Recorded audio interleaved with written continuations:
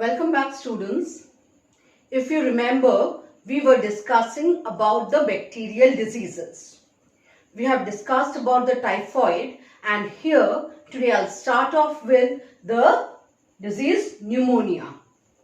You all know pneumonia is an inflammatory disease of the lungs, which is characterized by accumulation of fluid or mucus in the alveoli of the lungs or bronchi, which makes breathing difficult.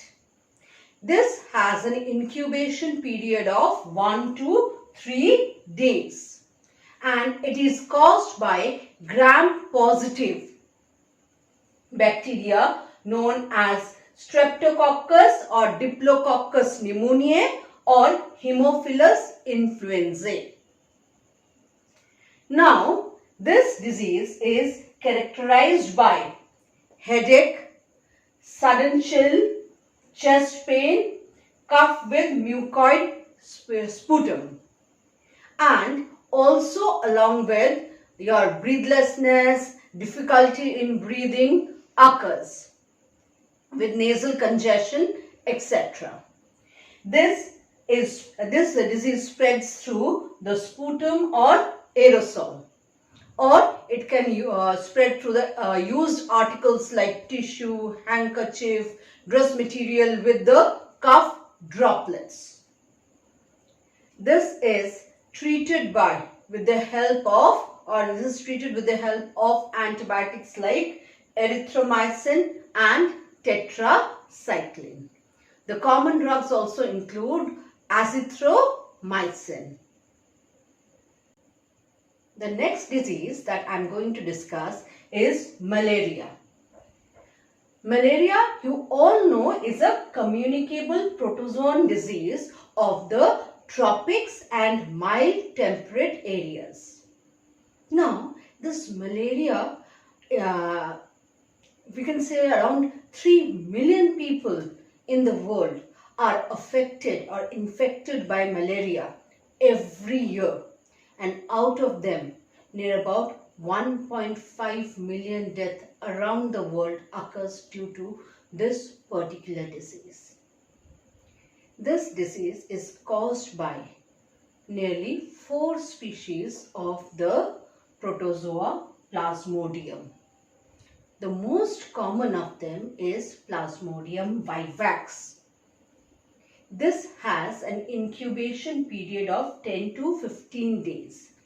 And in India, most of the malaria is caused by Plasmodium vivax.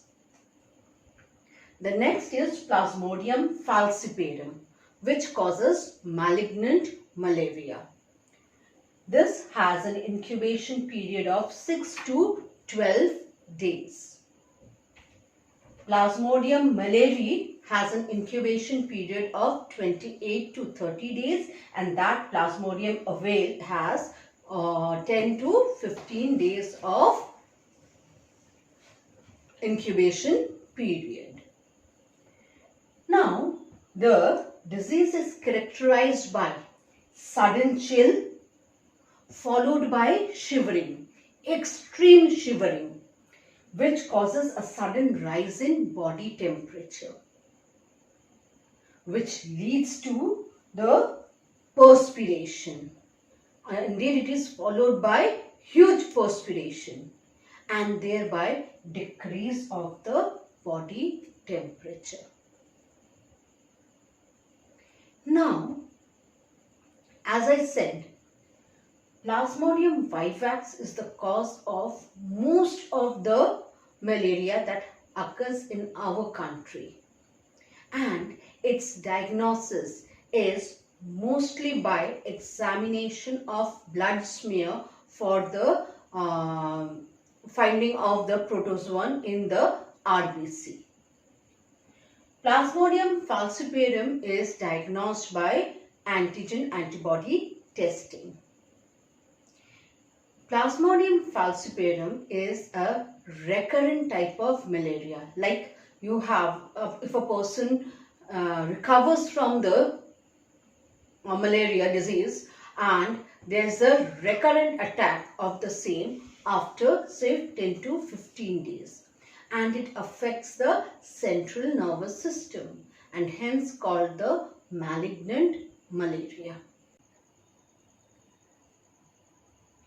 As we all know, malaria is caused by Plasmodium.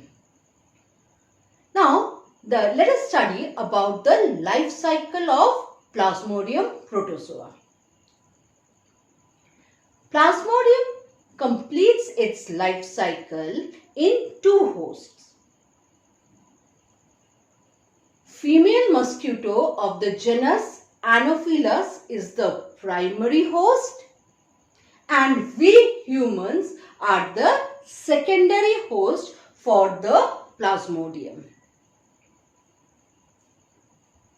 Female Anopheles mosquito needs a protein-rich diet for laying eggs. So it feeds on to the human blood.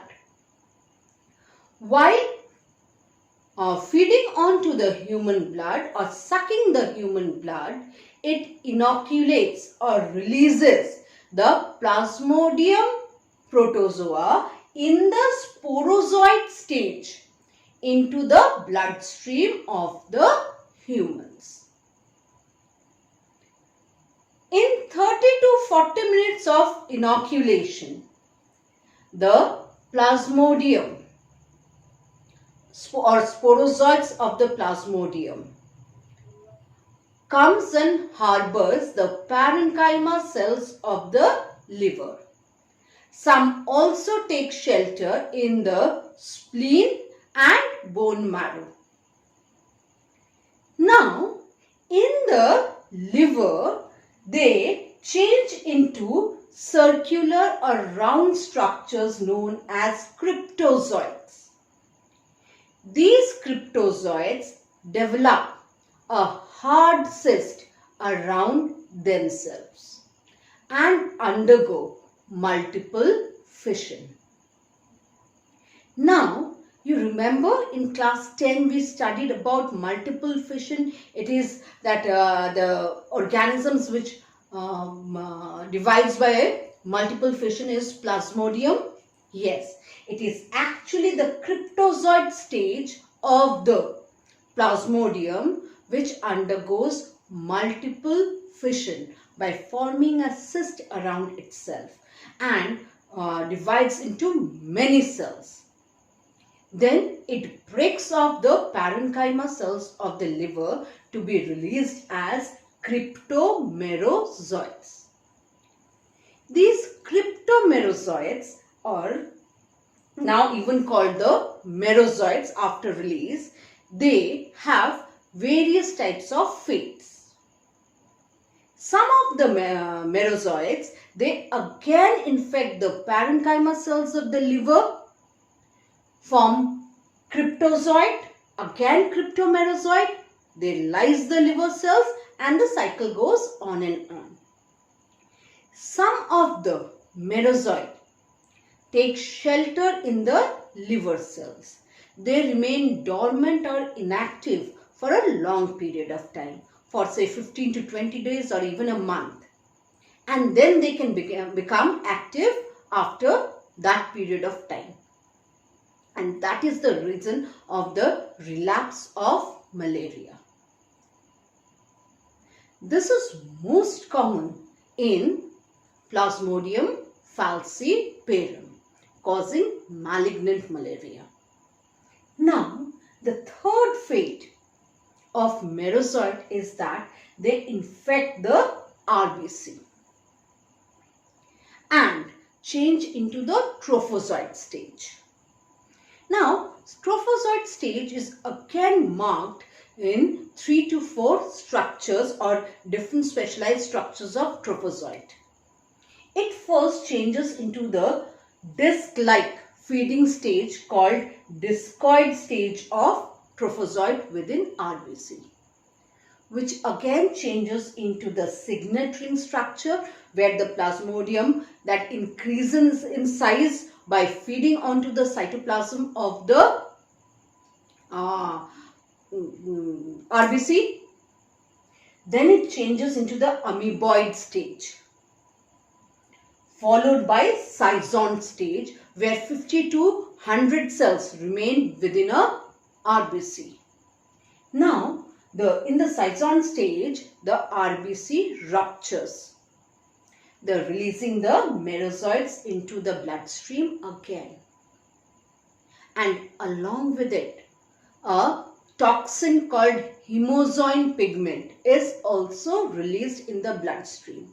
And it is due to this hemozoin toxin, the chills of malaria, which is the characteristic symptom of malaria, the chills occurs because it affects the temperature controlling system of the brain,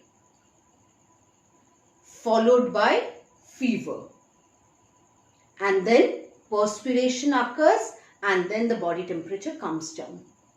It's all due to the hemozoin pigment, and they are released at an interval of 6 to 8 hours.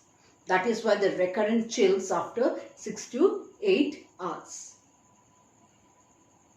Now, some of the merozoite, they escape this erythrocytic schizogony stage.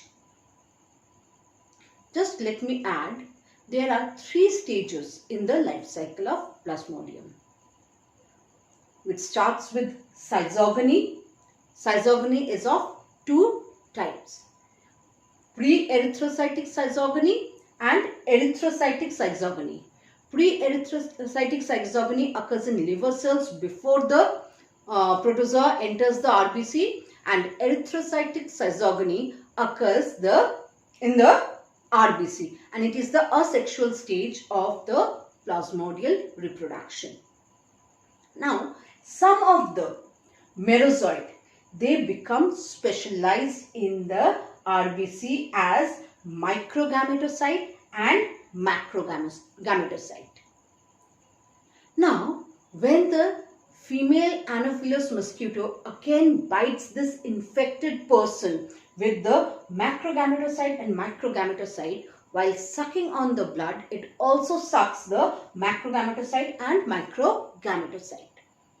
And within the gut or stomach of the female Anopheles mosquito, the microgametocyte develops into the male gamete, and the macrogametocyte develops into the female gamete, and the gamegony or gametogenesis stage of the life cycle starts. Now these gametes, they fuse to form the zygote, or they fertilize to form the zygote in the stomach of the female Anopheles mosquito. The zygote then changes into a worm-like stage called eukinete, and now crosses the wall barrier of the stomach of the female Anopheles mosquito and heads towards the salivary gland. Then it changes into the oocyst in the salivary gland. It gets encompassed, it changes, the worm-like structure changes into a circular structure, a spherical structure covered by a cyst known as oocyst. And then it gives rise to the sporozoid stage and remains in the salivary gland of the female Anopheles mosquito. And again, when biting the normal human, it inoculates the sporozoid into that healthy human, leading to the schizogony. So, this development from zygote to the sporozoid is known as sporogony. So, sporogony and gamegony or gametogenesis occurs in the female Anopheles mosquito. So, we can say the sexual reproduction of Plasmodium occurs in female Anopheles mosquito, and asexual reproduction occurs in humans